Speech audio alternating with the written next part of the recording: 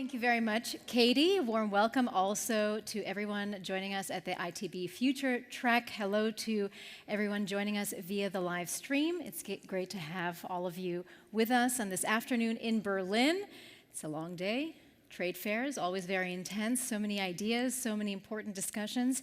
And the discussion we'll be having this hour is indeed on the future of mobility. And despite enormous progress, unfortunately, transportation remains tourism's biggest source of greenhouse gas emissions. And on average, it's the planes and the cars that generate the most CO2 emissions, but tour buses, trains, and other modes of transportation are not far behind. But there is some good news because we are seeing more and more different forms of sustainable transportation options available. So things like electric vehicles, renewable energy powered transportation. Those of us who are more sporty are taking bicycles, and walking is also increasingly something that people have decided to do instead of taking their cars. So change is on the way, and change is very, very important. But of course, sustainable mobility is more than just about transportation itself. It requires, when we're talking about tourism travel, it really does take a holistic approach and has to incorporate changes in destination management and also thinking about the visitor experience. But we're going to get into all of these things and hopefully more in our panel talk in just a few moments. But to kick off that conversation, we'll begin with a short keynote. And now it's my pleasure to introduce our keynote speaker because, ladies and gentlemen, he's relatively well known here in Germany as an author and also one of the country's leading mobility lobbyists and activists. He's worked both in the mobility business world, but also he's quite active in supporting the change in regional and even national government policy towards cycling. So, ladies and gentlemen, let's have a very warm welcome to Heinrich Strössenreuter. Heinrich, hello.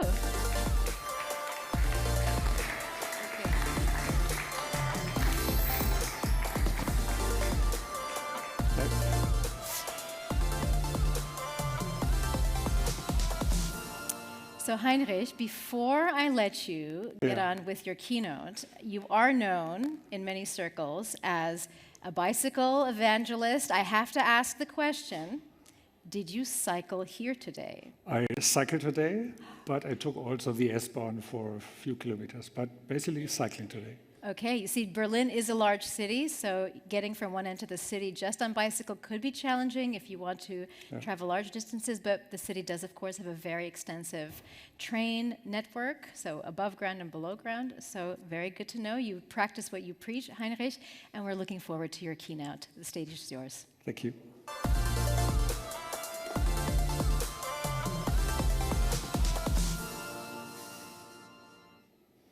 Yeah, hello everybody. The future of mobility, every journey starts with a single step. This is the title I was invited to have a little keynote for you here. So I asked myself why I'm invited. And maybe the one reason was because I wrote a book last year about the paradigms and cultural clashes in the urban traffic sector. So cyclists against car users against pedestrians, pedestrians against bus users, and everybody is fighting with each other. Or because I did a little study trip last autumn from Berlin over Munich down to Gibraltar to see actually what's happening in our cities in the middle and southwestern parts of Europe. As you all know, Denmark is doing a lot, and Netherlands is doing a lot. We all know those examples, but what's happening in France and in Spain, that was the question. So I show you some of those pictures from my last trip. That's the journey I'm talking of. Starting in Munich. Munich is rebuilding its street. They rebuild many, many streets right now to bicycle lanes because bicycle traffic is increasing there. In Avignon, they even redesigned a whole street, and not only that one, that's the total inner circle of the city. You don't find many cars there anymore. It changed a lot within the last 1 or 2 decades. Marseille, they put out the car traffic. 20 years ago, you would have seen their cars. Now you see pedestrians, cyclists, and e-sharing guys as well once in a while. Then I was in Toulon as well. They put out the cars. If you've seen them, Toulon is one of the most interesting cities I found on the whole trip. Then in Palma de Mallorca, on the nicest side of the city harbor, you have the cycle lane. Haven't been there many, many years before. In Barcelona, they changed a lot in the design of the streets. Cycling is growing as well, sharing of e-scooters. Madrid, in the front of the Parliament building, as far as I know, there are some cycle lanes, could be more, but it's also a very hilly city, so cycling might need a little bit longer time. In Malaga, being the southern part, lots of sharing facilities. If you have one of those from Tier Mobility or the other ones, almost in every of those cities, you don't need a car anymore. You could go from A to B by those modes of transport. And the last one has been in the newspapers a lot, in the media. It's Paris. They took away a whole autobahn, and if you have tried this out, it's great. If you haven't tried this out, just start it the next time when you're in Paris. This is a change in cycle or traffic behavior in Paris. And the reason: cycling is cheap, cycling is healthy, cycling is a lifestyle, and cycling is growing a lot. We see this not only in Berlin, but many other cities in Germany. That is what is on the way. But not only that one. In Berlin, we had a little campaign on one special quarter of the city. They tried to convince car users to change the behavior. So they offer them the whole variety of car sharing and ride sharing, bike sharing. And the end of this campaign was the car ownership dropped by 30%. 30% of the people who had a car before the campaign sold their car and were like new customers and sustainable ways of using the urban traffic layout. Then I think the whole ride sharing and other innovation stuff, what we are talking a lot, lots of them is overrated, heavily subsidized. They haven't brought the outcome. People talking a lot, but still we are trying here and there. I think that's not the future of mobility. It's probably more the big buses, the big trains, suburban traffic, the good old stuff, making this in a decent, price-worthy way, going from A to B. Apple invested a lot of money, more than 10 billion euros. They stepped out of the project. Another issue about technique and innovation. But the real interesting thing is e-mobility. This is one of the big Chinese companies building 10 and more of those ships. They're flooding the European, they're flooding the German market with cars which are not polluting us anymore. So this is probably the biggest change which we'll have in traffic in the next 10, 20 years. And as well, there's also one decision already made. The future of the technology with cars is decided upon. It's e-mobility. It's not hydrogen, sorry. So this may be a little overview about the trends I see, not only as a cyclist, but somebody who has worked also in the railway business for many, many years and being a traffic mobility lobbyist campaigner in Germany. The most interesting thing actually is that we have shrinking car traffic. This is a number from last year in autumn, which came out from the German newspaper. Not so many people have noticed that, go over the media, but in total, what we figured out, in comparison to the time before Corona, the car traffic is decreasing by 10 to 70%. So it's not there anymore. So we have space in our cities. And if we have space in our cities, we could use them for cycling lanes or for bus lanes or for pedestrians. We could redesign our cities. And this is probably the most important thing to get out of the talk today, that we have behavior changes in the mobility sector, and they will go on. So summarizing the whole thing, cities are changing already, change is happening in real time. This is what we see on the street. Go out and have a look and don't get distracted by all the parking cars. They are not moving anymore. They are standing there. It's like a thing of possession on the outside of your house, but in terms of mobility, things are changing. The healthy modes are increasing. That's the good news. The dangerous modes are shrinking. Innovation will take place around e-mobility, that's for sure. And the other ones like autonomous driving or the discussions about ride-sharing, they are heavily overrated. I think we won't see there's so many changes, deep, big changes in the next time in our cities, but probably we have further on the discussion in the media. And the last thing, supporting those trends will be an indicator of being a responsible manager, responsible politician in terms of future mobility, in terms of sustainability. So if this was interesting and you want to learn more, buy a copy of my book. If not, thank you for listening.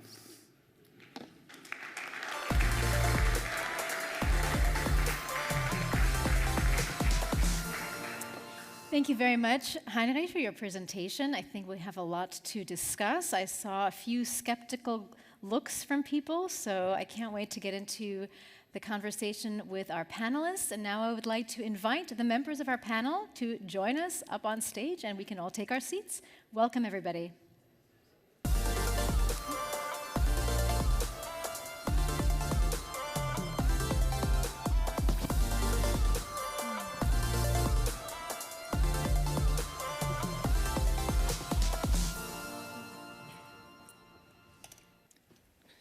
So it's great to have everybody. I'd like to introduce the rest of our panelists. So Heinrich Strössenreuter, everybody knows already. Beside him is Jennifer Reins-Zettler.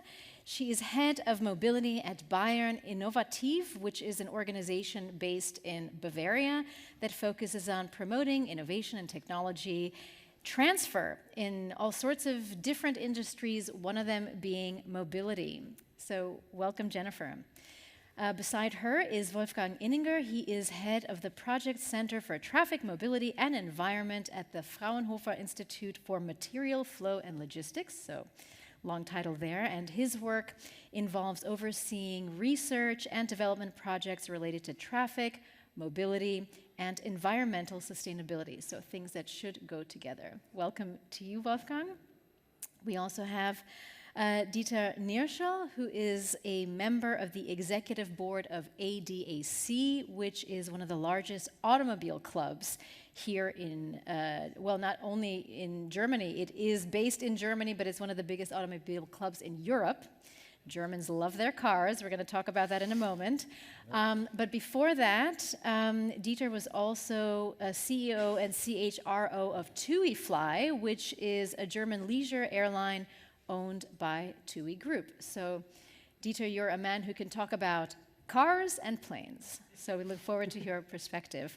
And definitely last but not least, Katrin Müllers. Katrin, great to have you with us because she is Group Director of Sustainability at TUI Group, which is one of the biggest tourism companies in the entire world. And in her role, Katrin focuses on how to minimize the environmental impact of TUI's operations and also to promote responsible tourism worldwide. So really important work that you're doing, Katrin, and we're really glad to have you on this panel.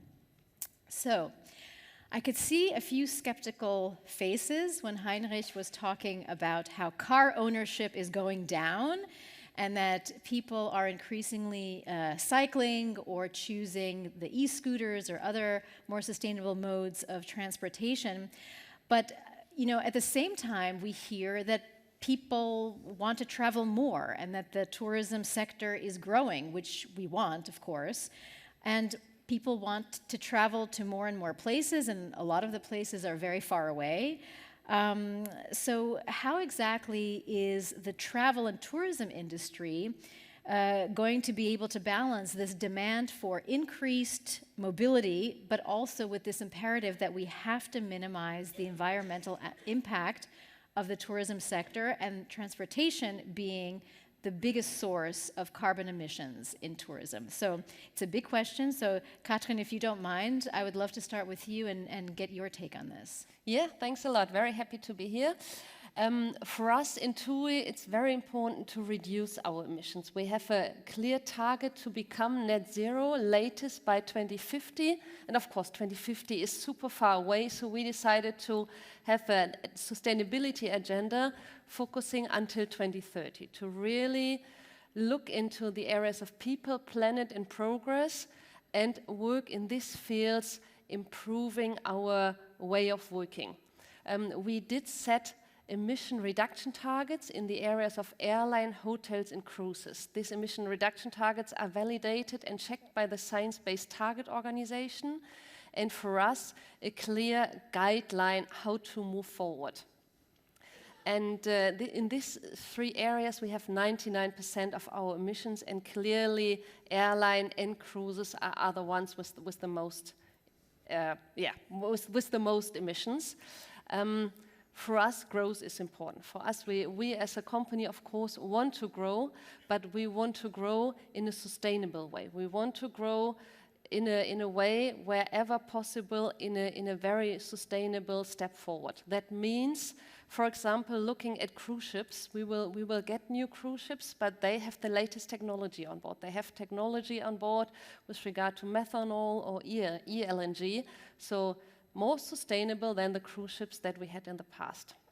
Looking into aircraft, there the focus is at the moment in replacing aircraft, and when you get new aircraft, they have less emissions. That means 15% less emissions compared to the aircraft that we currently have in the fleet. As you may know, with regard to aircraft, it's quite tough because there is no electric aircraft available yet. That means real sustainable growth is not possible, but we do our utmost with the use of this new technology that is available, as well as sustainable aviation fuel, to minimize our impact in this area. Another very good example where growth in a sustainable way is already possible is the hotel area. We were recently traveling and searching for new opportunities for growth, and I was part of that because sustainability is now a crucial part of our strategy, ensuring that we are growing in the hotel sector in a very sustainable way, using on the one hand wind energy or using solar energy to ensure that our hotels get energy in a renewable way. So this is very crucial for us. Overall, it's important to look at the whole value chain. It's not only us as a business, but it's all the steps below and afterwards that need to be part of the transformation to become a truly sustainable business. Katrin, as you point out, when it comes to long-haul travel, we don't really have good alternatives to air travel. I mean, I think there's even a lot of people who are at this trade fair right now who may have come from different continents, and I don't think anybody's prepared to get on a ship for 3 months, to come to Berlin for a trade fair. So, I mean, air travel is something that people are certainly not going to be willing to give up on, and we heard earlier in the day, it looks like air travel will be growing significantly also in the coming years. So I do want to ask about this, this conversation about sustainable aviation fuel or electric aviation. How far away are we from having those types of things actually be scalable, financially feasible, and a real solution to work towards? Maybe that's a good question for Dieter. Yes, as Katrin has shown us, there are some possibilities for the airlines. One is innovation in new aircraft, so new types of engines, so they can save a lot of fuel. But the biggest issue will be the fuel. So sustainable aviation fuel will be, so to say, changing everything. You can have sustainable aviation fuel from biofuels or for synthetic fuels. So these are the both alternatives you have. The big thing is that everyone needs the e-fuels, for example. So the private cars need it, the heavy cars need it, ships need it. So the question will be, what amount are we possible to produce worldwide, and what will be the cost per gallon? So this be with the questions we do not really have answers today. We have a small production worldwide, so today 2% of the aviation fuel is mixed So 2% is sustainable aviation fuel, and the target is set from the worldwide industry in aviation 6% by 2030. So beyond, there's a big question: where does it come from, and how much will it cost? Okay, so not that promising as the solution for sustainable transportation in tourism. So maybe we do have to focus on persuading people to take trips closer to home. I mean, if it's true that the most polluting forms of travel are indeed long-haul air travel, but also personal vehicles, how can the tourism industry change traveler behavior? Can we make people want to take trains and buses, other sustainable transportation options, as opposed to taking their personal cars or a flight? Maybe that's a good question for Jennifer. Yes, thank you very much. First of all, I would like to imagine a small city in the countryside, maybe in the green forest of Bavaria. And it's a very touristy spot. A lot of people want to go there and want to enjoy the beautiful landscape over there. And imagine everybody is coming by his own car, and imagine everybody is coming by a car with combustion engines. It will not be the beautiful tourist area anymore as the people imagine it. So what we can see, many of these tourist areas, they have recognized that mobility and transportation is one of the key aspects to have an attractive tourist spot. And to change the travel behavior, first of all, there need to be an appropriate offer so that you can, that you can travel there without your car, or that you can have maybe last mile transportation without the car. And what we see that many cities, many small communities are focusing on these offers, and a lot of offers include these sustainable mobility options. And I can see also that digitalization is pushing these sustainable mobility offers, because digitalization makes it more easy to access all these sustainability or sustainable offers or modes of transportation.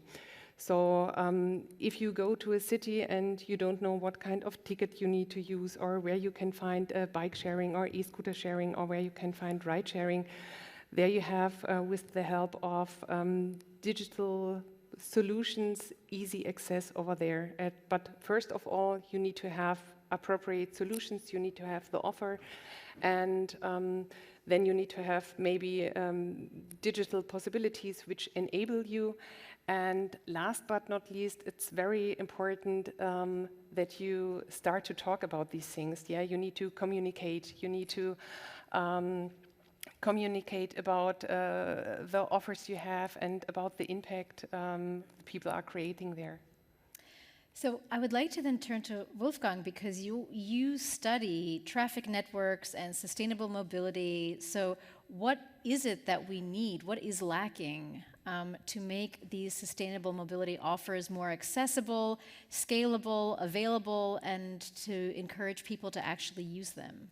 Yeah, there are many developments in the direction of using more digitalization. So mobility as a service is one big word for connected mobility to improve the quality of navigation and also routing, if you like to travel with more than one mode. So the intermodal mobility is one essential thing to use more public transport at the end. And if we talk about local mobility in holiday areas like in Bavaria, but also in other areas of Europe, it's not always easy to understand, especially if you're a tourist, how this will work, which ticket you need and everything is said. And for this reason, it's really important to have standards and to have a common sense of, something like a day ticket is a very good thing for tourists to just don't have to care about. And one development or one example is to include more modes into this easy access tickets, for example, so that you can use also bike sharing as a tourist and not only for citizens, to have bike sharing for everyone open and to have it really easy to use. That's one important thing. I have to say, I was also one of the people that was kind of surprised to hear that there's less car ownership in Berlin because Car usage of or the usage. car. Ah, The okay. ownership is still increasing, actually. So they're just Yeah, blocking the totally parking straight, yeah. spots. More cars, but less usage. And Okay. not only in Berlin, in Germany in total. I'm just curious, is this only a German phenomenon, or because it seems to me that people still seem very attached to their cars? They are. I assume that in other countries it would be similar because of Corona. Many people got used to work at home. So this is a key, or has been the key driver for this changing of behavior. So I guess in other countries the same thing happened as well. So probably there as well, car ownership might go up or down. I don't know. But the usage of car for the day-to-day commuting or the urban travel, it's decreasing as well. That said, and also in your keynote, you said the future of car mobility is electric, and we've seen very strong growth in the electric car sector, but it's slowing down. And the big complaint always is that there isn't enough infrastructure available for charging the cars or for parking the cars. So how do we increase the access to electric mobility and have it be something that most people feel that they can use with all of these challenges? Maybe Dieter can comment on that. Yeah, I would say it's just a dip at the moment, but it's no doubt about it that the car industry will be electric. So, okay, the growth path is probably not as we've seen in the last couple of years, but it will come. So. And all as can we see, for example, the big oil companies, they are also investing heavily in charging infrastructure. For example, BP is investing in Germany 10 billion until the end of 2030. So it's coming. It's just a question of time. But you still cannot take an electric car to travel across an ocean. So how do we persuade people not to take that transatlantic vacation? How do we encourage people to vacation closer to home? Is there a way to alter customer behavior, or it's just not going to happen? Thoughts on that? Honestly, for me, when we look at that and when we really truly want to change that, we must be very aware of what does that do with the regions that we currently travel to. Because what tourism is really doing is bringing a benefit to the destinations, especially to the long-haul destinations. There's a lot of poor countries where you see that you have a very positive impact on the society there, on the people that are working and living there, and as well on the nature there, because this is preservation. People coming there to really see the nature, look into the nature. So for me, it's more important to ask the question, what can we do to ensure that traveling more sustainable is the way forward? So exactly what we already discussed before, looking into the industry to move forward as fast as possible with more sustainable travel ways, especially in the area of airline. They are currently looking at Airbus. They are really working on developing the first hydrogen aircraft and really enhancing that as well with regard to sustainable aviation fuel production, making sure that we are getting the politicians there even more on board, enabling the production of sustainable aviation fuel even further to make sure that we can travel more sustainable and really ensuring as well the positive benefits that we have in the destinations that we are traveling to. And we have to take into account that, for example, countries like China and India are really starting to travel. For example, in China, they have 50 airports planned and constructed at the moment. So we will see a huge increase of air travel in the world, even if the Western countries would stay on the level as we are. We have to take into account what is coming from these countries, and this is huge. I think what we keep coming back to is that we know what the sustainable solutions are, we know what we need to do, but it costs money. Yes. And who's going to pay for it? And how will we raise the needed investment? So this is where maybe these public-private partnerships become very important. So I wanted to maybe ask any of you to comment on how this could be the way to accelerate the adoption of low-emission transportation modes, to push electric mobility, and to have a positive impact on transportation in tourism. So how do public-private partnerships work to make this happen? I have not really a good example because this is a very difficult field, but in cities, of course, it's natural that city authorities like to force the sustainable way of mobility, to force public transport, and therefore work together with every other stakeholders and try to force these situations, and also to use areas, for example, in a different way. So, for example, if you reduce the width of a street, you can use the area for having a cafe on the street or something. Or if you reduce parking spots, the quality of living in cities will rise, and so everyone has a benefit at the end. And the ways are very different in different cities, in different countries. At the end, I think also that the tourism industry have to improve some developments in this direction. For example, to have a possibility to charge the electric car. A hotel or a restaurant with a fast charging station in front of the house is really up to date, and people will go there more than to other places. So I had traveling the last weekends to Austria to go skiing, and I was excited because there was some ski areas, they mentioned, okay, we have a charging parking spot here.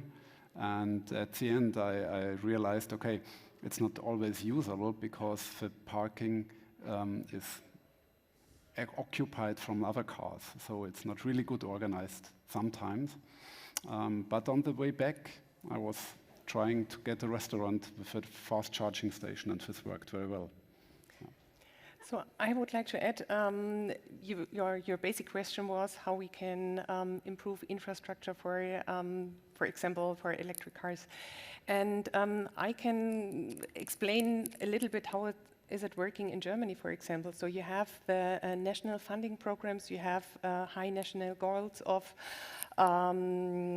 which you want to reach, and you have national funding, for example, and then we have in the states an additional funding, and they have a look into the national funding, they see what is funded there, and they see what is needed in the states, and then they are funding specifically in their area. For example, in Bavaria, we have a special funding for charging infrastructure for tourist spots, or we have a special funding for transportation, bigger transportation. We have public charging spots and non-public charging spots there. And I think it's important that they have the big picture, that they see what is the goal on nationwide, what is the German goal, and how we can support as region, or how we can support as a state this nationwide goal to reach this all together. Yeah, I think we need more regulation towards CO2-friendly solutions in the market. And the good news, the technology is already there. It's just a question of who's paying the bill. And I think the customers should pay. So this is something what we have to introduce in the airline and also touristic industry, that probably you pay 3 times more for the flight, because then you have the carbon-free flight in the air, and not like today that the future generations are paying the whole thing.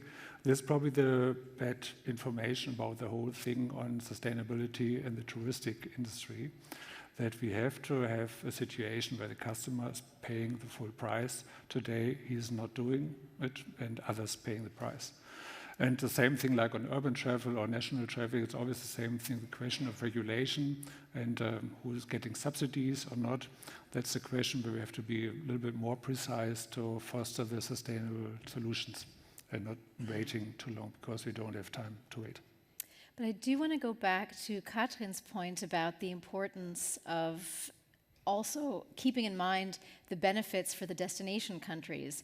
So if long-haul travel from, let's say, more wealthy countries, where people can afford long-haul travel, if that really stops or reduces, that will also have a negative impact on many of the destination countries that depend on tourism revenues for their own development. So it's a very delicate balance to strike. And we just have a couple of minutes left in our panel, so I would really like to end with just maybe like a reminder of what are the benefits of transitioning to sustainable mobility for the tourism and travel industry. Because you touched upon it a little bit, maybe our cities are a little bit greener, but it's a lot more than that. So where do you see the most important benefits? It's not just about the transportation itself in the end, is it?